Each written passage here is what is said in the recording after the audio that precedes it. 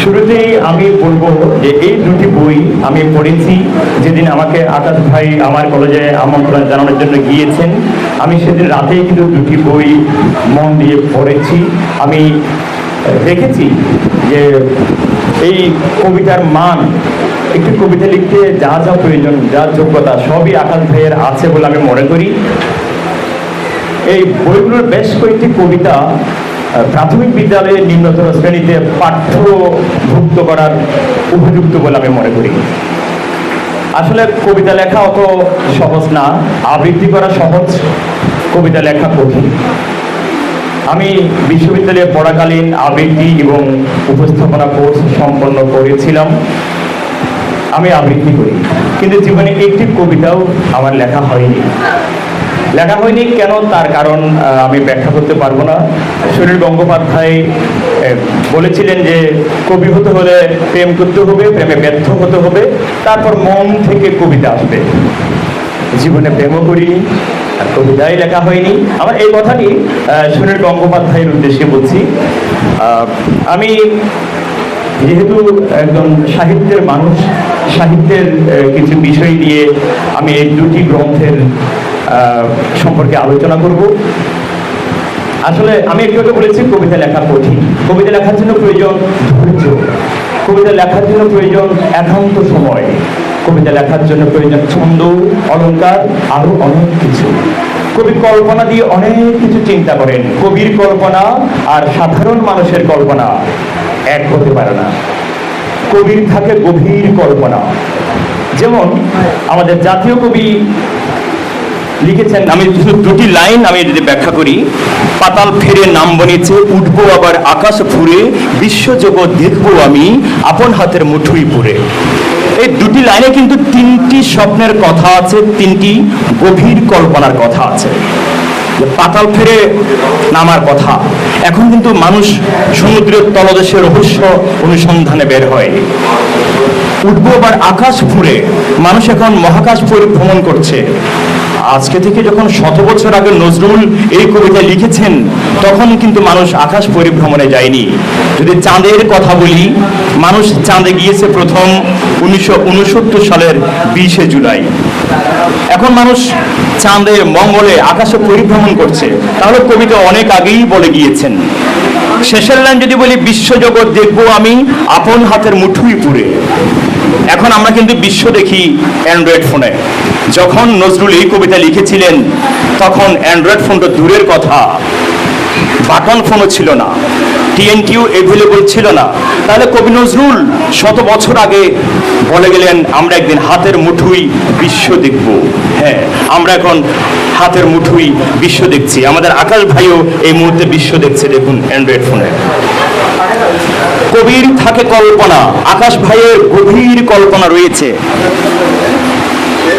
এই জন্য তো তিনি কবিতা লিখতে পেরেছেন।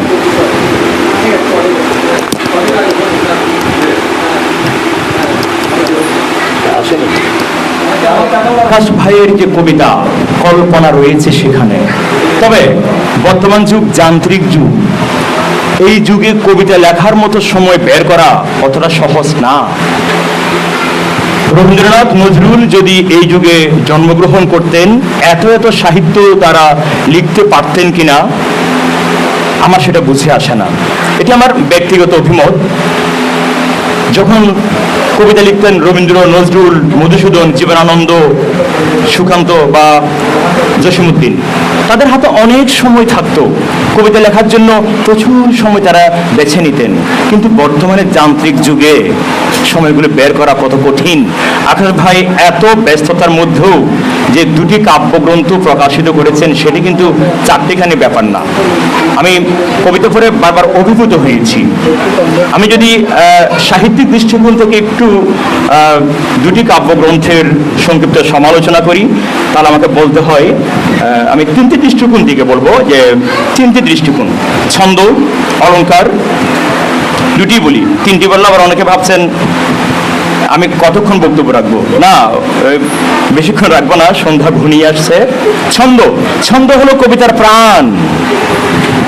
আমি যখন অনার্সে পড়তাম বাংলা সাহিত্যে, আমাদের পাঠ্যভুক্ত ছিল ছন্দ। বেশ জটিল একটা বিষয় ছিল। যখন দেখতাম মাইকেল মধুসূদন দত্ত তার মেঘনাদ বোধ কাব্যে হাজার হাজার চরণ সেখানে আছে 14 মাত্রার ছন্দ, 14 মাত্রার লাইন, 8 যোগ 6 সমান 14, দুটি পর্বে বিন্যস্ত, 8 এবং 6 14 মাত্রার। তার চতুর্দশপদী কবিতাতেও রয়েছে 14 মাত্রা। অন্যান্য কবির কবিতায় দেখি আমরা যে মাত্রাবৃত্ত, স্বরবৃত্ত, অক্ষরবৃত্ত ছন্দগুলো যে নির্ধারিত পর্বে নির্ধারিত মাত্রায় বিভক্ত। আমার অবাক লাগতো এত এত লাইন কিভাবে ছন্দবদ্ধ করতেন।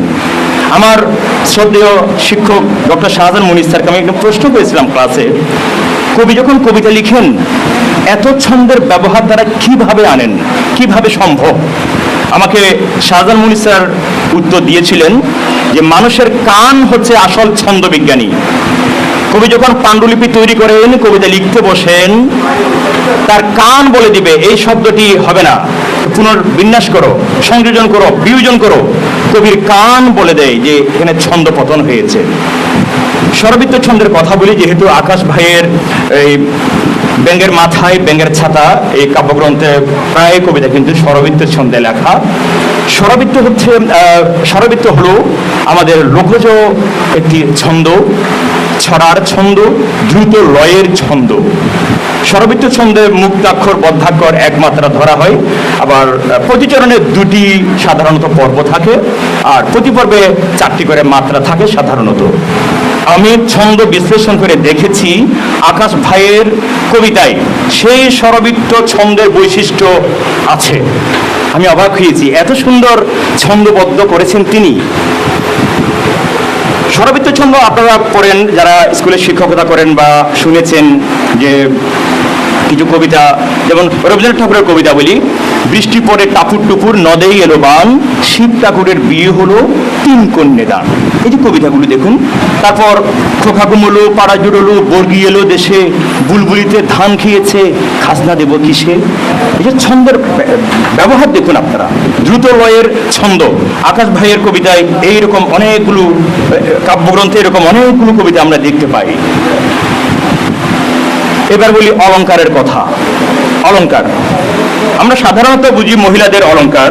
একজন মহিলাকে সৌন্দর্য মণ্ডিত করার জন্য অলংকার পরিধান করানো হয়, যেমন টিকলি, নাকে নলক, কানে দুল, নেকলেস, চেইন, হাতে চুড়ি, এগুলো দিয়ে কিন্তু সৌন্দর্য মণ্ডিত করা হয় একজন রমণীকে। তবে যেহেতু আমি একজন সাহিত্যের ছাত্র, আমি সাহিত্যিক দৃষ্টিকোণ থেকে বলি, সাহিত্যের কিছু অলংকার আছে, আপনারা হয়তো অনেকে জানেন। সেই অলংকারগুলো হচ্ছে উপমা, রূপক, উৎপ্রেক্ষা, চিত্রকল্প, অনুপ্রাস, যমক, শ্লেষ, আরো অনেক কিছু আছে। আমি শুধুমাত্র দুটি অলংকারের কথা বলবো আমাদের আকাশ ভাইয়ের দুটি কাব্যগ্রন্থে। আমি প্রথমে বলবো অনুপ্রাস। অনুপ্রাস একটি অলংকার আছে। অনুপ্রাস হচ্ছে একটি চরণে একই রকম ধ্বনি বা ধ্বনিগুচ্ছের বারবার ব্যবহার। তখন হয় কি, একটি ধ্বনি সাম্যের সৃষ্টি হয়, আমাদের কানে সুরুর ধ্বনি লাগে, শুনতে ভালো লাগে, শ্রুতি মধুর হয়ে যায় লেখাগুলো। এই জন্যই লেখক এবং কবি সাহিত্যে অর্থাৎ তাদের লেখায় অলংকার প্রয়োগ করেন সৌন্দর্যমণ্ডিত করার জন্য। আমি যদি অনুপ্রাসের কয়েকটি উদাহরণ দেই, অনুপ্রাস যেমন তিনি লিখেছেন, ঘুলগুলুতে বুলবুলি, চিলে কোঠায় চিল। এই যে ঘুলগুলি, বুলবুলি, চিলে, চিল। তারপর আমার অবশ্য কয়েকটা কবিতা মুখস্থ হয়ে গিয়েছে অলরেডি। আমি এত মনোযোগ দিয়ে পড়েছি আকাশ ভাইয়ের দুটি কাব্যগ্রন্থ। যেমন তার একই কবিতায় আছে যে রাঙ্গামাটির মাছ রাঙ্গা, এই যে রাঙ্গা রাঙ্গা। তারপর আছে যে তিতল বনের দ্বিতল বাড়ি, তিতল দ্বিতল। এগুলো হচ্ছে অনুপ্রাস, সাহিত্যের অলংকার, যা পড়তে আমাদের সুন্দর লাগে। তারপর আছে ঝিঙে তলায় ফিঙে নাচে, ঝিঙে তলায় ফিঙে, ঝিঙে ফিঙে। এই অনুপ্রাস কিন্তু আমাদের বিখ্যাত কবি সবাই লিখে থাকেন। যদি আমি বলি কবি জীবনানন্দের কথা, তিনি লিখেছেন, চুলতার কবেকার অন্ধকার বিদিশার নিশা। দেখুন, এটা প্রায় শব্দের পরে র আছে, একটি ধ্বনি আছে, চুলতার কবেকার অন্ধকার বিদিশার নিশা। এই অনুপ্রাস শুনতে ভালো লাগে। আমাদের আকাশ ভাইয়ের কবিতা অনুপ্রাস দেখতে পাই। আবার আরেকটা দেখেছি, আলতা চালতা তলায় আলতা বানু, একটা কবিতা পেয়েছি, আবার আরেকটি পেয়েছি যে চুপচাপ টুপটাপ ঝরছে শিশির। দেখুন কত নিবিড় কথা, চুপচাপ টুপটাপ। এই কবিতা শুনতে কিন্তু আপনার নীরবতা পালন করতে হবে। যদিও দুটি ফ্যানে আমার খুব নয়েজ আসছে কানে, তবু আমি বলছি কবিতা কিন্তু নীরবেই শুনতে হয়, নীরবে আবৃত্তি করতে হয়। এই যে কত নির্জন, তিনি একটা নির্জনতা এনেছেন তার ওই কবিতায়, চুপচাপ টুপটাপ ঝরছে শিশির। আমার এসব শুনে মনে হয়েছে যে আমাদের জীবনানন্দ দাশের কবিতা, যে সমস্ত দিনের শেষে শিশিরের শব্দের মতন সন্ধ্যা আসে। নির্জনতার কবি আমাদের জীবনানন্দ। আমি আরেকটি সাহিত্যিক অলংকার ব্যাখ্যা করে আমার বক্তব্য শেষ করব, তাও আকাশ ভাইয়ের দুটি কাব্যগ্রন্থের আলোকে বলবো। একটু সাহিত্যের ছাত্র তো, ওই একটু মাইক পেলে কথা বলতে ইচ্ছে হয়। আমি আপনাদের ধৈর্যচ্যুতি ঘটাবো না, যেহেতু আমাদের মান্যবর অতিথিবৃন্দ ইতিমধ্যে বিশেষ কাজ থাকায় বিদায় নিয়েছেন, সেজন্য অনুষ্ঠানের প্রাণও বোধহয় একটু ঝিমিয়ে আসছে। এরপরও আমার পাশে যেসব বিদগ্ধ মানুষ রয়েছেন, আমি তাদের সাথে কথা বলে